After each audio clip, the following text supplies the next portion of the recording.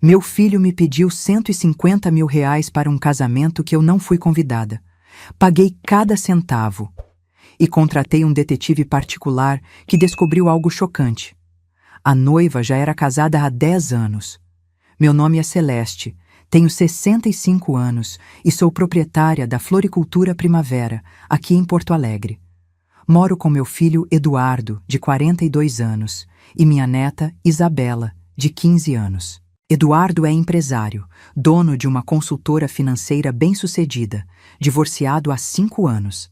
Isabela é minha alegria diária, uma menina inteligente e observadora, que herdou meu amor pelas plantas e pela verdade. Jamais imaginei que seria ela quem me ajudaria a descobrir a maior mentira que já enfrentamos. Foi numa terça-feira de abril que Eduardo chegou da empresa com aquela expressão séria que eu não via desde o divórcio.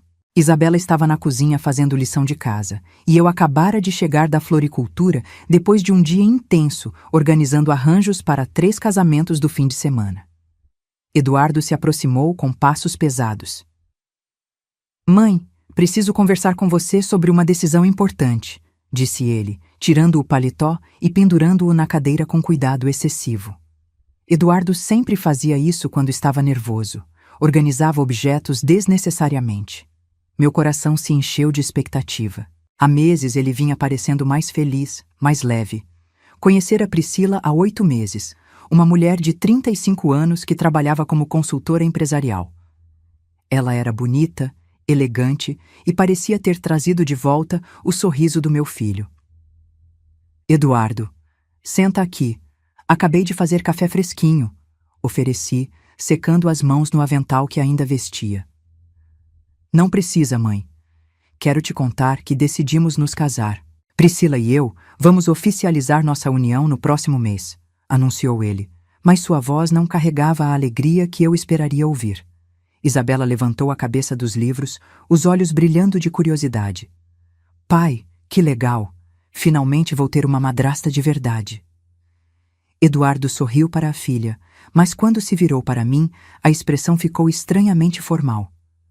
"Na verdade, sobre o casamento, decidimos fazer algo bem íntimo. Apenas os pais de Priscila e alguns amigos muito próximos."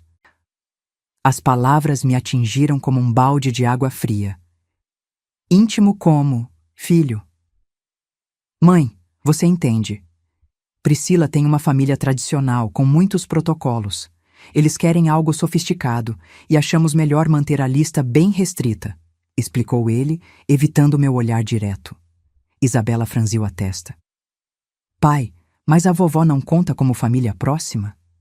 "Claro que conta, Isa. Mas é complicado. A família da Priscila tem muitas tradições específicas", respondeu Eduardo, claramente desconfortável. Senti como se uma lâmina atravessasse meu peito, mas desta vez a dor veio acompanhada de indignação. "Não entendo, Eduardo", disse eu, minha voz ficando mais firme. "Sou sua mãe. Como assim não sou família próxima? E que história é essa de protocolos da família dela?" Eduardo se remexeu desconfortavelmente. "Mãe, não é pessoal. É só que eles têm um jeito muito específico de fazer as coisas." "Eduardo, isso não faz sentido algum. Nunca ouvi falar de uma família que exclui a mãe do noivo do próprio casamento", insisti, sentindo que algo estava muito errado. "Em 42 anos, nunca fui excluída de momentos importantes da sua vida, nem mesmo quando você se casou com a Mariana." "Mãe, por favor, não complica. Priscila já está estressada com os preparativos. Você não quer que ela me veja como um homem que não consegue resolver problemas familiares, quer?" disse ele, usando um tom que me incomodou profundamente. "Eduardo, que conversa é essa? Desde quando expressar preocupação maternal é complicar?" rebati, sentindo que meu filho estava mudado. "Olha, mãe, eu decidi e pronto. O casamento é nosso, as regras são nossas." Ele respondeu com uma dureza que me surpreendeu. "Sou um homem adulto e sei o que faço." Foi nesse momento que percebi. Algo estava muito errado com toda aquela situação. O Eduardo que eu conhecia nunca me trataria com tal frieza. 3 dias depois, Eduardo me procurou novamente. Desta vez, trazia consigo uma pasta de documentos e uma expressão quase comercial. Mãe, mesmo não participando da cerimônia, você pode contribuir para que tudo seja perfeito.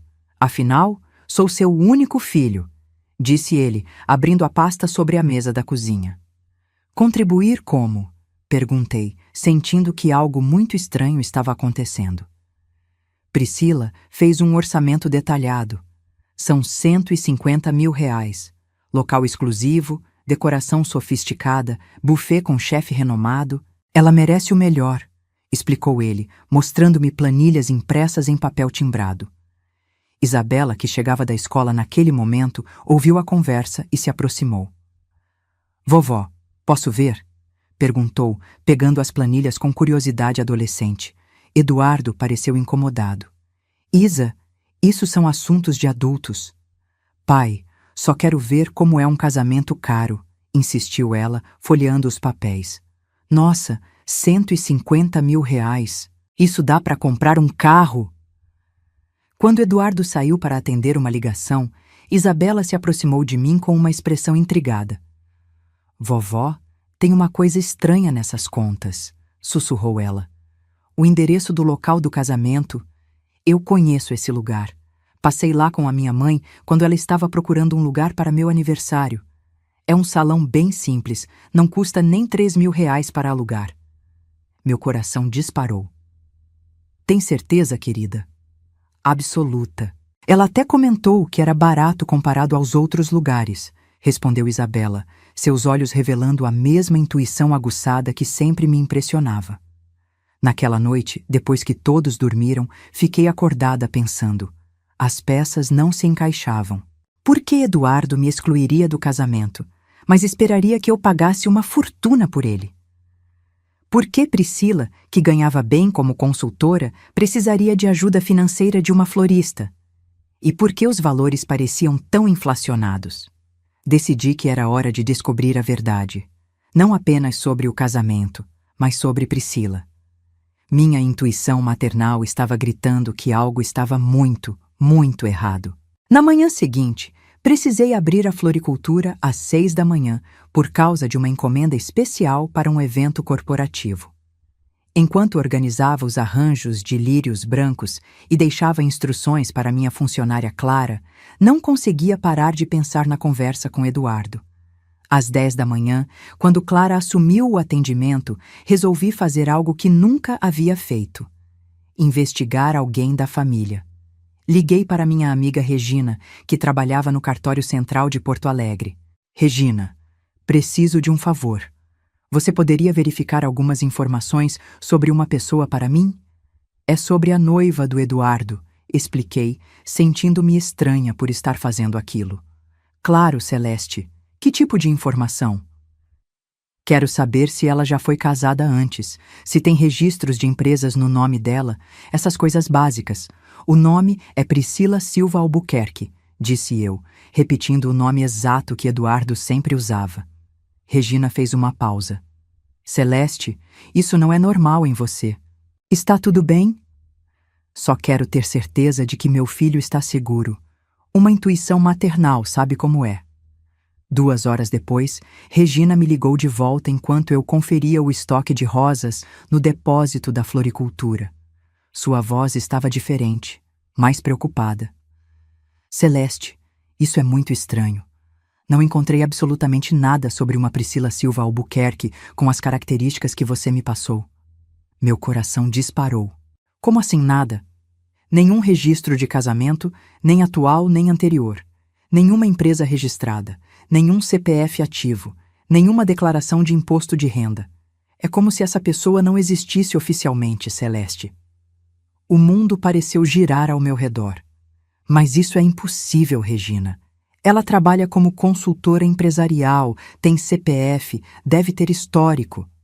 Pesquisei por todos os bancos de dados que tenho acesso. Priscila Silva Albuquerque simplesmente não existe nos registros oficiais brasileiros. Pelo menos não com os dados que você me passou. Idade aproximada, profissão, região de Porto Alegre. Desliguei o telefone com as mãos tremendo e voltei rapidamente para casa. Quando Isabela chegou da escola, contei sobre a ligação da Regina. Minha neta me olhou com uma mistura de choque e determinação.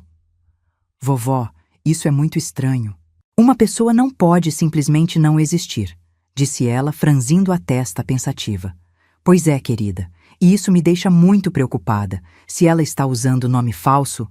Espera aí, vovó, interrompeu Isabela, correndo para pegar seu tablet. Deixa eu procurar no Facebook, Instagram, LinkedIn. Todo mundo tem algum perfil online hoje em dia.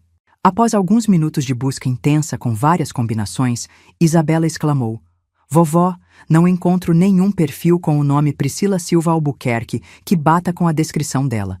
Procurei por idade, cidade, profissão, nada. Isso confirma o que Regina disse. Priscila Silva Albuquerque pode não ser o nome verdadeiro dela, murmurei, sentindo que precisava de ajuda profissional. Vovó, tentei todas as redes sociais, até o LinkedIn para perfis empresariais. É impossível alguém trabalhar nessa área e não ter pelo menos um perfil profissional, disse Isabela, desligando o tablet com frustração. Querida, pessoas que usam identidades falsas geralmente estão escondendo algo muito sério. Vovó, acho que precisamos de alguém que entenda dessas investigações. Isso já passou do que conseguimos descobrir sozinhas. Naquela noite, tentei alertar Eduardo sobre minhas suspeitas, mas a reação dele me deixou assustada. Eduardo, preciso te contar algo preocupante. A Regina pesquisou o nome da Priscila no cartório e não encontrou nada. Literalmente nada. Eduardo me interrompeu, largando o garfo com irritação. Mãe, você fez o quê? Investigou minha noiva? Filho, ela não existe nos registros oficiais. Nem CPF ativo, nem histórico profissional, nada. É como se Priscila Silva Albuquerque fosse um nome inventado. Chega! Gritou Eduardo, batendo a mão na mesa. Agora você quer me convencer de que minha noiva é um fantasma? Que absurdo é esse? Eduardo, pessoas que usam nomes falsos geralmente estão escondendo algo grave. Pode ser dívidas, antecedentes criminais ou até mesmo... Ou até mesmo o quê, mãe? Que ela é uma espiã internacional? Uma criminosa internacional? Ironizou ele com sarcasmo. Você está inventando teorias conspiratórias porque não aceita minha felicidade. Filho, só me explica como uma consultora empresarial bem-sucedida não tem nenhum registro oficial no país onde trabalha? Insisti, tentando fazê-lo pensar logicamente. Eduardo se levantou da mesa abruptamente. Sabe de uma coisa, mãe? Priscila me alertou que isso poderia acontecer. Ela te alertou sobre o quê? Que você poderia tentar sabotar nosso relacionamento com paranoias e investigações malucas. E olha só, ela estava certa, respondeu Eduardo com uma frieza que me cortou como lâmina. Isabela olhava de um para o outro, claramente desconfortável com a intensidade da discussão. Eduardo, você é um homem inteligente. Por isso não consigo entender como não acha estranho que sua noiva não tenha sequer um CPF ativo.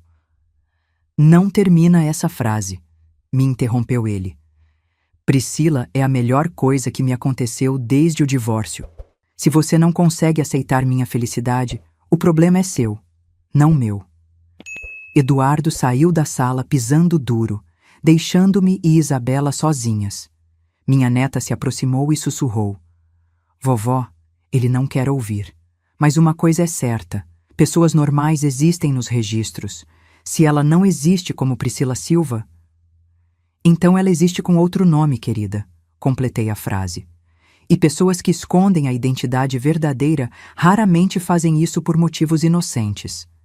Vovó, então vamos ter que descobrir quem ela realmente é. Foi nesse momento que decidi contratar um detetive particular. Se Eduardo não queria ouvir sobre as inconsistências óbvias, eu precisaria de provas irrefutáveis sobre quem sua noiva realmente era. No dia seguinte, deixei Clara responsável pela floricultura durante a manhã.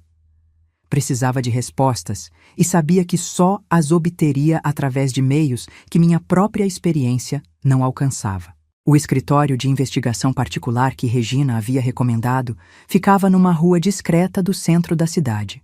O detetive Juliano Moura era um homem de 50 e poucos anos, com aparência que passava despercebida numa multidão.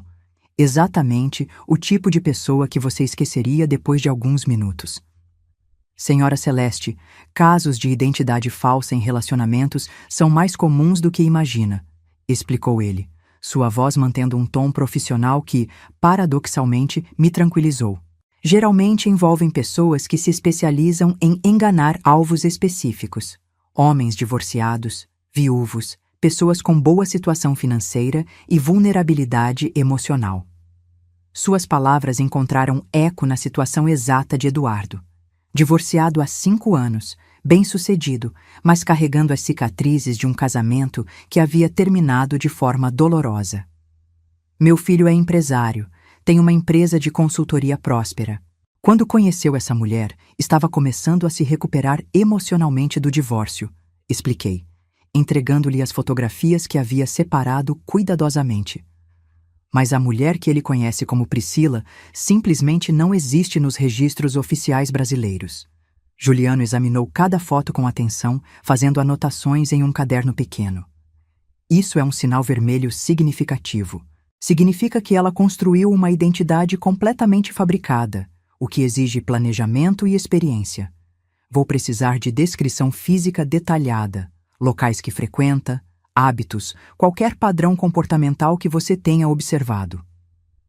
Passei a próxima meia hora relatando cada detalhe que havia notado sobre Priscila, desde sua obsessão com verificar o celular até o fato de nunca deixar objetos pessoais em nossa casa.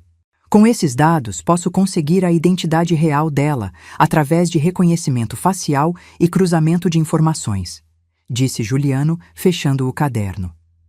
Preciso informá-la, no entanto, que estou finalizando um caso complexo esta semana. Posso fazer uma busca inicial rápida para identificá-la, mas uma investigação completa sobre seu histórico levará mais alguns dias. O que você considera uma busca inicial? Nome verdadeiro, situação civil básica, endereço de residência. O suficiente para confirmarmos se estamos lidando com uma farsa. A investigação profunda, histórico criminal, outros relacionamentos, padrão de comportamento, isso exigirá mais tempo. Aceitei essas condições. Pelo menos, descobriríamos se havia uma pessoa real por trás da máscara de Priscila Silva. Durante essa semana, observei Priscila com olhos diferentes. Cada gesto, cada hesitação, cada resposta evasiva se tornava um pedaço do quebra-cabeça. Ela continuava aparecendo em casa normalmente, mantendo a fachada de noiva amorosa, mas agora eu notava detalhes que antes passavam despercebidos. Na sexta-feira, o telefone tocou enquanto eu organizava um arranjo de rosas brancas para um batizado. Era Juliano, e o tom de sua voz já antecipava que a descoberta mudaria tudo. Senhora Celeste, descobri a identidade real da mulher das fotografias. Meu coração disparou. E então? Ela se chama Patrícia Silva Santos, tem 35 anos e mora em Canoas com o marido Marcelo Ferreira dos Santos e 2 filhos pequenos, Sofia, de 7 anos, e Pedro, de 4. A realidade me atingiu como uma onda gelada. Ela é casada? Casada oficialmente desde 2018. Senhora Celeste, isso confirma que seu filho está sendo deliberadamente enganado por uma mulher que mantém uma vida dupla complexa. Mas por quê? O que ela quer? Isso é exatamente o que vou investigar na próxima semana, quando terminar o caso atual. Quando alguém constrói uma identidade falsa tão elaborada, raramente é a primeira vez. Suspeito que encontraremos um padrão, outros relacionamentos, possivelmente outros crimes. O telefonema terminou, mas suas implicações reverberaram em mim durante todo o caminho de volta para casa. Patrícia não era apenas uma mulher usando nome falso. Ela era uma pessoa que havia construído uma vida inteira baseada em mentiras, mantendo 2 mundos paralelos com precisão cirúrgica. Quando cheguei em casa naquela tarde, encontrei Eduardo no quintal, dedicando-se ao ritual tranquilizador de regar as plantas. Havia algo quase melancólico na forma como ele se movia entre as plantas, como se aquela rotina simples fosse seu refúgio contra complexidades que preferia não enfrentar. Eduardo, preciso conversar com você sobre algo muito sério que descobri sobre a Priscila. Ele se virou lentamente e vi que sua expressão já carregava uma defensiva antecipatória. Mãe, se é sobre aquela história de ela não existir nos registros... Filho, contratei um detetive particular e descobri quem ela realmente é.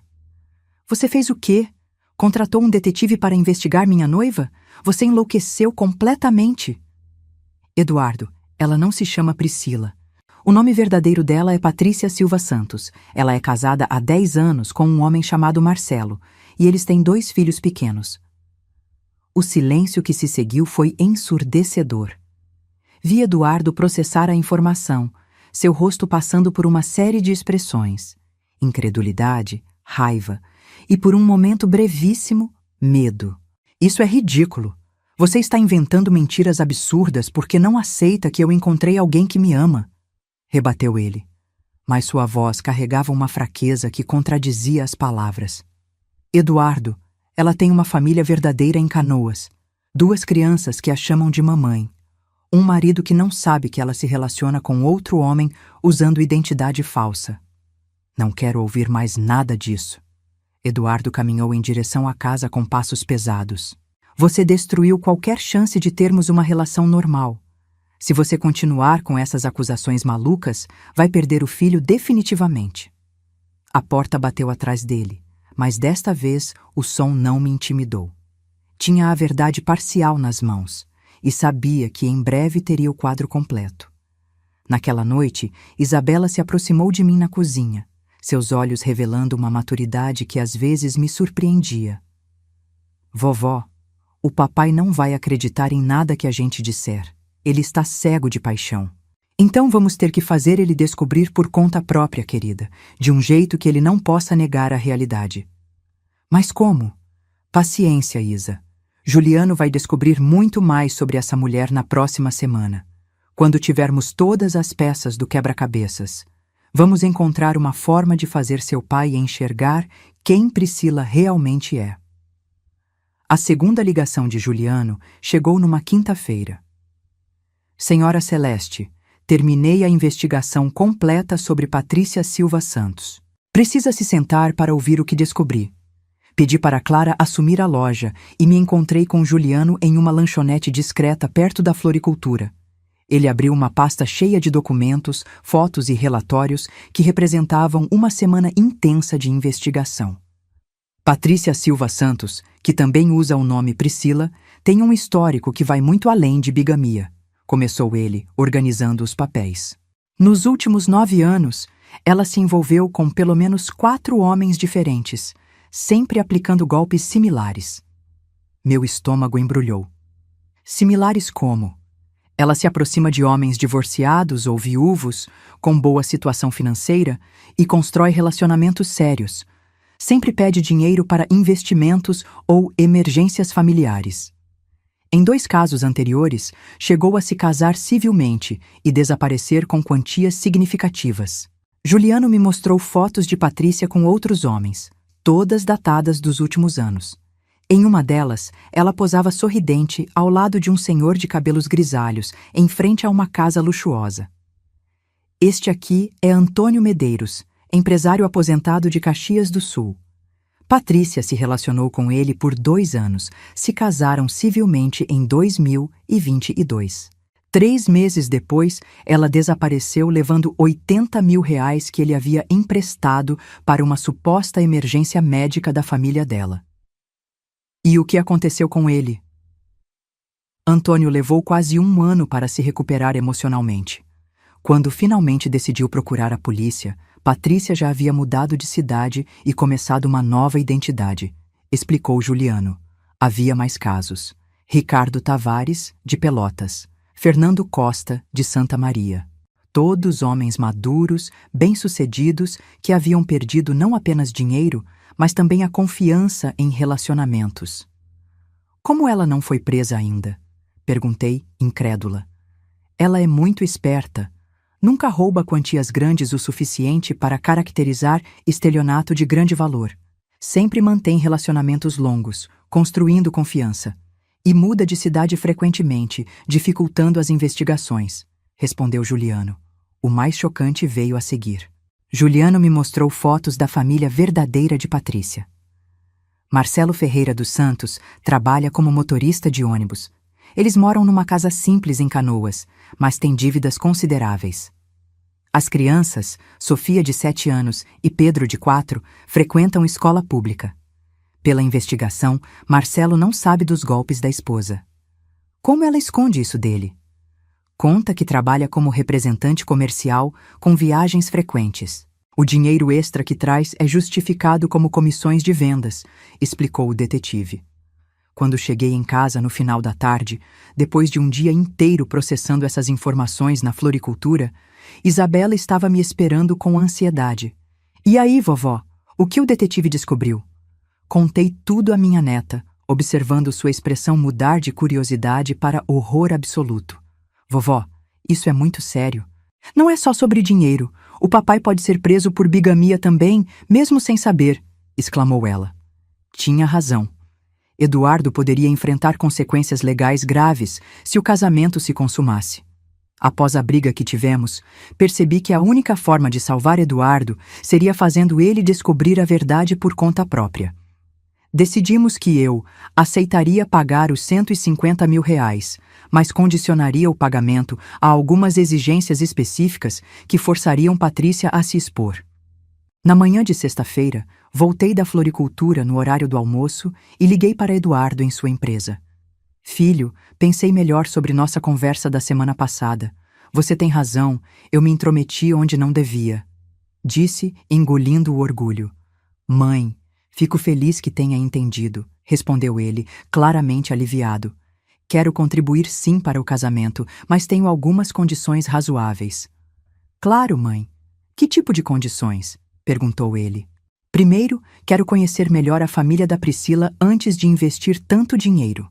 Segundo, quero que o pagamento seja feito diretamente aos fornecedores, não a ela. E terceiro, quero uma cerimônia religiosa após a civil, aqui no nosso jardim, para a nossa família.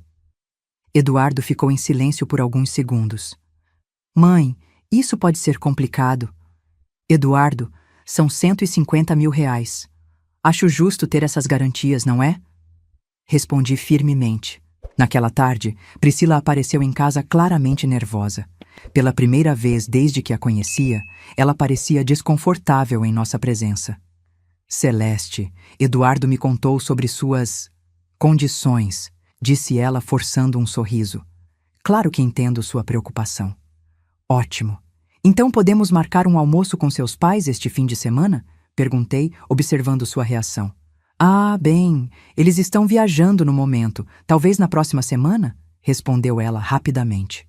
E sobre o pagamento direto aos fornecedores? O problema é que já fizemos todos os acertos. Mudanças agora podem causar complicações, explicou Priscila, suas mãos tremendo levemente. Isabela, que assistia à conversa fingindo estudar, me lançou um olhar significativo. Priscila estava claramente improvisando mentiras. Naquele momento, soube que nosso plano estava funcionando. Priscila estava se sentindo encurralada, e pessoas desesperadas cometem erros. Era a hora da fase final de nossa estratégia. Juliano me ligou na segunda-feira de manhã, enquanto eu abria a floricultura, com uma informação crucial. Senhora Celeste, consegui uma informação urgente. Patrícia comprou passagens aéreas para São Paulo para quarta-feira da semana que vem. Ida sem volta. Meu sangue gelou enquanto organizava as chaves da loja. Ela está planejando fugir. Exato. Provavelmente logo após receber o dinheiro da senhora. Temos que agir rápido. Mudamos completamente nossa estratégia. Não podíamos esperar pelo casamento. Precisávamos expor Patrícia antes que ela desaparecesse com o dinheiro e deixasse Eduardo em uma situação legal comprometedora. No sábado de manhã, deixei Clara responsável pela floricultura, para implementarmos a fase final de nosso plano.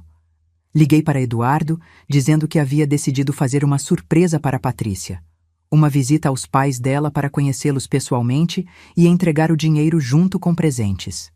Mãe, isso é muito generoso, mas não sei se eles estão preparados para visitas, disse Eduardo, claramente preocupado. Não se preocupe. Já consegui o endereço através de uma amiga. Será uma surpresa linda, respondi, fingindo entusiasmo. Mas mãe, você nem conhece Canoas. Por isso levarei a Isabela comigo. Ela me ajuda com o GPS. Expliquei, notando que Eduardo havia confirmado sem querer que sabia que a família de Patrícia morava em Canoas. Isabela e eu nos arrumamos cuidadosamente. Ela levou sua câmera para registrar o primeiro encontro com a família da futura madrasta. Eu levei um buquê de flores da floricultura e um envelope com dinheiro real, mas apenas R$ 1.000, não 150 mil. Chegamos à casa de Patrícia às 10 da manhã. A rua estava movimentada, crianças brincando na calçada, vizinhos conversando. Era um sábado típico de bairro residencial. Tocamos a campainha e uma voz masculina respondeu pelo interfone. Quem é? Bom dia, somos da família do Eduardo, noivo da Patrícia. Viemos fazer uma surpresa, respondi alegremente. Houve uma pausa longa e confusa. Patrícia? Não entendi. A porta se abriu e um homem moreno, de estatura mediana, nos olhou com completa perplexidade. Era Marcelo, que reconhecemos das fotos. Desculpe, acho que se enganaram de endereço, disse ele, vestindo uma camiseta de time de futebol. Não. Procuramos a família da Patrícia Silva Santos, noiva do meu filho Eduardo. Insisti, observando sua expressão mudar de confusão para choque. Patrícia, noiva? Repetiu ele, a voz falhando. Nesse momento, ouvimos a voz de Patrícia vinda de dentro da casa. Marcelo, quem é? Patrícia, acho melhor você vir aqui, respondeu ele, sem nos tirar os olhos. Quando Patrícia apareceu na porta, vestindo roupas caseiras e carregando Pedro no colo, o mundo pareceu parar. Ela nos viu e empalideceu completamente, como se tivesse visto fantasmas. Priscila, que surpresa encontrar você aqui na casa dos seus pais, disse eu, fingindo confusão. Eu posso explicar, começou ela, mas Marcelo a interrompeu. Patrícia, quem são essas pessoas? E por que elas estão te chamando de Priscila e falando sobre você ser noiva de alguém? Perguntou ele, sua voz crescendo em volume e desconfiança. Sofia apareceu correndo na porta. Mamãe, quem são elas? A palavra mamãe ecoou no ar como uma bomba. Isabela discretamente começou a filmar com sua câmera. Marcelo, estas são amigas do trabalho, tentou explicar Patrícia, mas sua voz estava trêmula e pouco convincente. Amigas do trabalho que falam sobre você ser noiva de outro homem? Rebateu Marcelo, sua compreensão da situação crescendo rapidamente. Resolvi acabar com o sofrimento de todos. Marcelo, sinto muito ser eu a pessoa a contar isso, mas Patrícia, que conhecemos como Priscila, está noiva do meu filho há 8 meses. O casamento está marcado para a próxima semana. O silêncio que se seguiu foi ensurdecedor. Marcelo olhou para a esposa com uma mistura de choque, raiva e dor que partiu meu coração. As crianças perceberam a tensão e começaram a chorar. Patrícia, isso é verdade? Perguntou ele, sua voz apenas um sussurro. Patrícia olhou para nós com ódio puro, depois para o marido e filhos com desespero e finalmente desabou. Marcelo, eu posso explicar tudo, não é o que parece. Mas já era tarde demais. A verdade havia sido revelada da forma mais devastadora possível. O que se seguiu foi uma das cenas mais difíceis que já presenciei. Marcelo, após o choque inicial, exigiu que entrássemos na casa para esclarecer tudo. As crianças foram mandadas para o quarto enquanto os adultos conversavam na sala. Preciso entender exatamente o que está acontecendo aqui, disse Marcelo, sentando-se pesadamente no sofá. Suas mãos tremiam enquanto tentava processar a informação. Patrícia permaneceu em pé, claramente buscando uma forma de escape. Marcelo, eu estava tentando conseguir dinheiro para nós. A situação estava difícil, as contas atrasando. Conseguir dinheiro me traindo? Se casando com outro homem? Interrompeu Marcelo, sua voz crescendo. Não é bem assim. Começou ela, mas eu a interrompi. Patrícia, não adianta mentir mais. Sabemos de tudo. Sobre os outros homens, os golpes anteriores, a vida dupla que você mantém há anos, disse eu calmamente, retirando da bolsa a pasta que Juliano havia preparado. Mostrei as fotos, os documentos, os registros de casamentos anteriores. A cada evidência apresentada, Patrícia se encolhia mais e Marcelo ficava mais pálido. Quantos? Perguntou ele finalmente, a voz quebrada. Pelo menos 4 nos últimos 9 anos, respondi. Meu filho seria o 5º. Marcelo cobriu o rosto com as mãos. As viagens de trabalho, você estava com eles. Marcelo, eu fazia isso por nós, pela família. O dinheiro sempre vinha para casa. Tentou justificar Patrícia. Mentindo para mim, me traindo, enganando pessoas inocentes, se casando com outros homens enquanto é minha esposa, gritou ele, levantando-se abruptamente. Isabela, que havia permanecido em silêncio, tocou meu braço. Vovó, precisamos ligar para o papai. Tinha razão. Eduardo merecia saber a verdade o quanto antes. Liguei para meu filho, que atendeu no segundo toque. Mãe, como foi a surpresa? Priscila gostou? Eduardo, preciso que você venha até a casa da Priscila em Canoas agora. É urgente. Aconteceu alguma coisa? Está tudo bem? Venha, filho. Traga os documentos do casamento. Você vai precisar cancelar tudo. Vou te mandar a localização. 30 minutos depois, Eduardo chegou correndo. Quando entrou na casa e viu a cena, Marcelo devastado, Patrícia chorando, eu e Isabela com expressões graves, imediatamente entendeu que algo terrível havia acontecido. Alguém pode me explicar o que está acontecendo aqui? Perguntou ele, olhando de um para o outro. Eduardo, disse Marcelo, levantando-se. Meu nome é Marcelo. Sou marido da Patrícia há 10 anos. Temos 2 filhos. O mundo de Eduardo desabou naquele momento. Vi meu filho passar por todos os estágios da descoberta. Confusão, negação, raiva, dor. Sentou-se pesadamente numa cadeira, incapaz de processar a informação. Isso não pode ser verdade, murmurou ele. Priscila, diz que isso não é verdade. Patrícia olhou para ele com lágrimas nos olhos, mas não conseguiu falar. Sua culpa era evidente demais para negar. Eduardo, disse eu suavemente. Ela aplicou esse mesmo golpe em pelo menos 4 homens antes de você. Tenho documentos provando tudo. Mostrei a ele as evidências que Juliano havia reunido. A cada página que Eduardo folheava, via pedaços do meu filho se despedaçando. Mas também via algo mais: alívio. O alívio de entender que as coisas estranhas que havia notado, as contradições, as evasivas, tinham uma explicação. Os 150 mil reais, disse ele finalmente, sua voz quase inaudível. Era para isso. Para desaparecer, confirmei. Ela já havia comprado passagens para São Paulo para quarta-feira.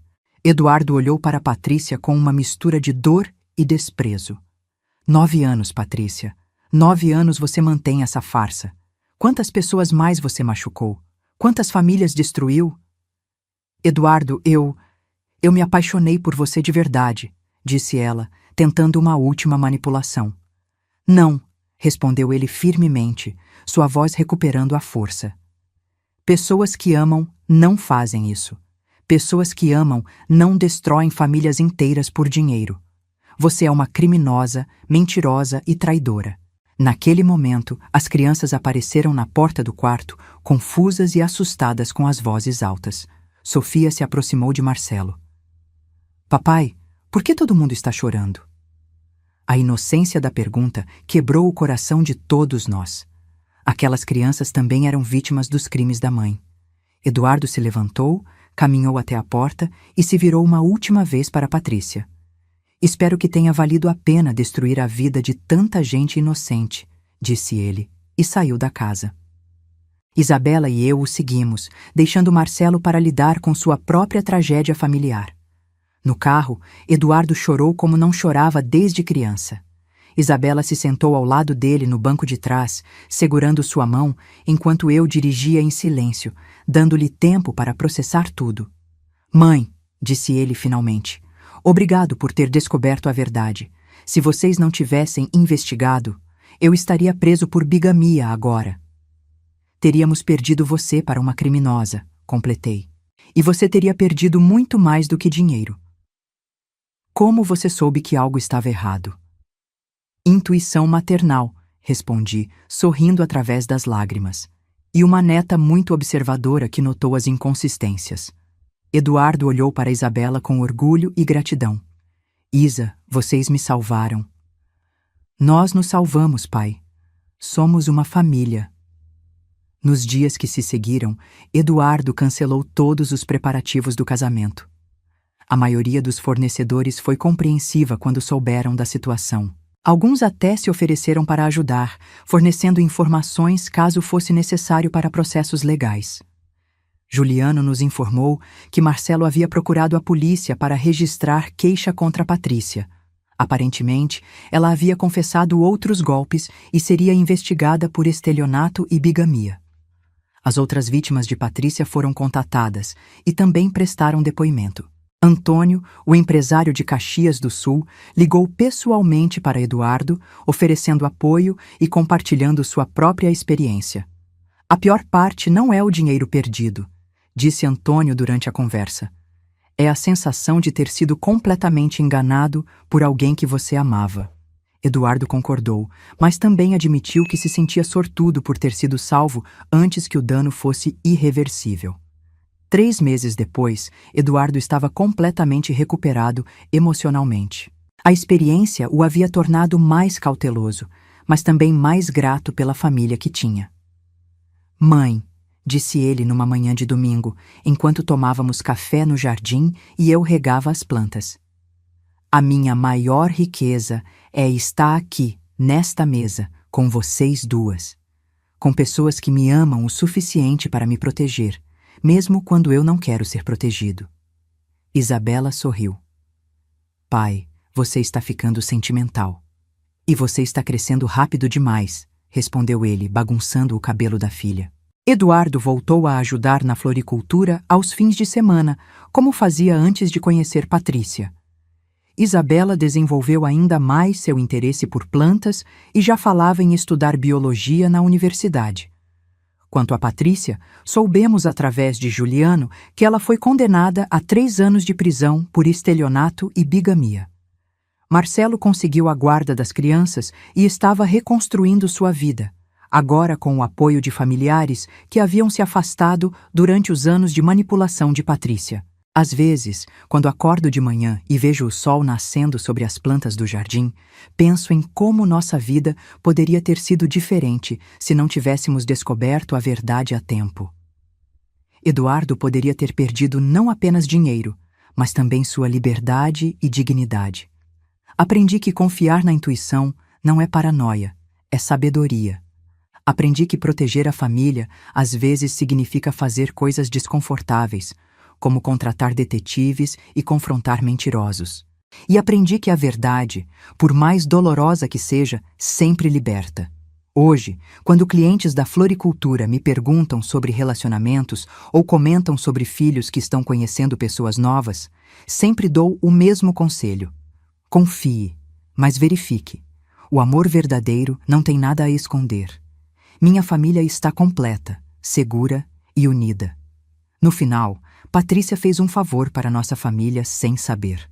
Ela nos ensinou que o amor verdadeiro se manifesta na proteção mútua, na honestidade absoluta e na disposição de lutar uns pelos outros, mesmo quando isso significa enfrentar verdades dolorosas.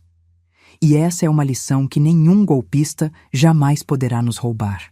Se essa história tocou seu coração, deixe seu like, se inscreva no canal, comente aqui embaixo de que cidade você é e me responda, no meu lugar, o que você faria? Sua mensagem pode alegrar o dia de alguém.